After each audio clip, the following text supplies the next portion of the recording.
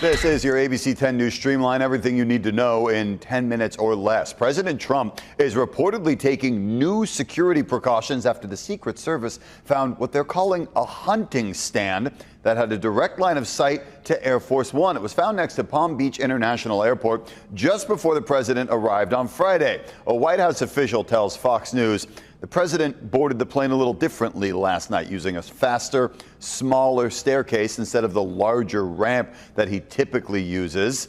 This hunting stand was found just less than a year after two assassination attempts against the president in 2024. Meanwhile, the president says the Israel-Hamas ceasefire is holding despite Israel's strike on Gaza over the weekend. ABC sources say two officials who helped broker the deal, Steve Witkoff and Jared Kushner, arrived in Israel this morning. Two Israeli soldiers are among the dead. Gaza hospitals say more than 40 people died in the airstrikes. Both Hamas and the IDF blame each other for violating the ceasefire. These strikes temporarily halted aid into Gaza yesterday, but a senior Israeli official says humanitarian aid shipments will continue today.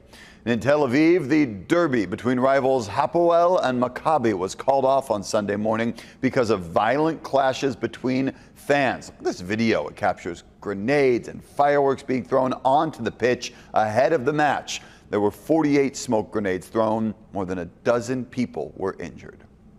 A manhunt is now underway in Paris for the thieves who stole some of France's crown jewels from inside the Louvre. Authorities say the heist took only minutes. Several people disguised as construction workers broke into the museum's second floor using this mechanical ladder. They slipped into the Apollo Gallery, cracked open a display case, and got away with jewelry that once belonged to Emperor Napoleon and his wife, including priceless crowns, necklaces, and earrings. Fears that it gets broken up and sold because a consumer will have a very, very difficult time telling that, hey, this emerald came from, say, a crown. The last time there was a robbery at the Louvre was in 1911 when the Mona Lisa was stolen. Overnight, a widespread internet outage knocked out some of the web's most popular sites like Snapchat, Roblox, and Amazon. The Amazon cloud computing company says it had issued a series of updates that had caused the error. An artillery shell fired during the Marine Corps' 250th anniversary celebration detonated over the 5 freeway Saturday and hit a California Highway Patrol vehicle. The celebration at Camp Pendleton included live fire. CHP shut down a 17-mile stretch of the freeway in both directions because of it. No one was injured, but CHP says the shell made a dent in the hood of a vehicle. Another patrol officer working the freeway closure says he heard what sounded like pebbles hitting his motorcycle. CHP's Border Division Chief Tony Coronado called it a, quote, unusual and concerning situation, but said that safety is their top concern. Officials are now recommending a review of communications and coordination within all the agencies to try and strengthen protocol for any future demonstrations. Governor Newsom responded on X to all of this, writing, quote, Donald Trump and J.D. Vance put lives at risk to put on a show.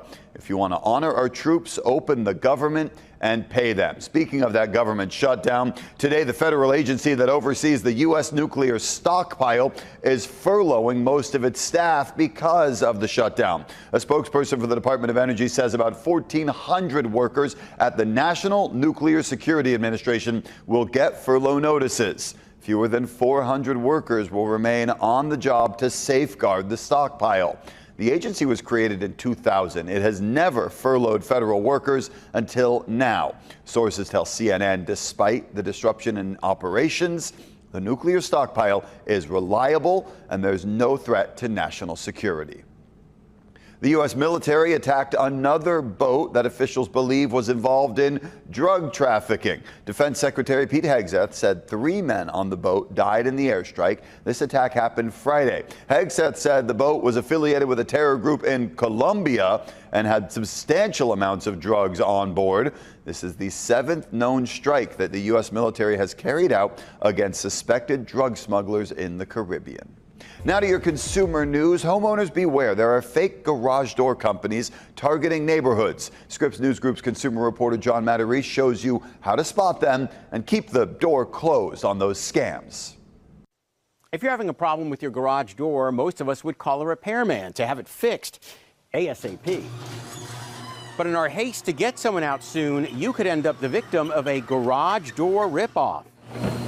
Jamie O'Neill encountered a problem. A spring snapped on her garage door. You can see them in this crevice here. But that was just the start of her troubles. So I got on my phone and did a Google search for garage door services near me. She called the first company she found. It was for one spring, $400 out the door, for two springs, $500 out the door. The price sounded reasonable, but she says the worker who arrived in an unmarked van slapped on additional fees. He initially agreed, and then it was knock, knock, knock. There's a problem. Let's add more parts, more money. He said the garage needed new cables. So by the time we get done, it's not just springs, it's springs, drums, cords, braces. Her total bill, $1,258. He gets the work done and the garage door doesn't work.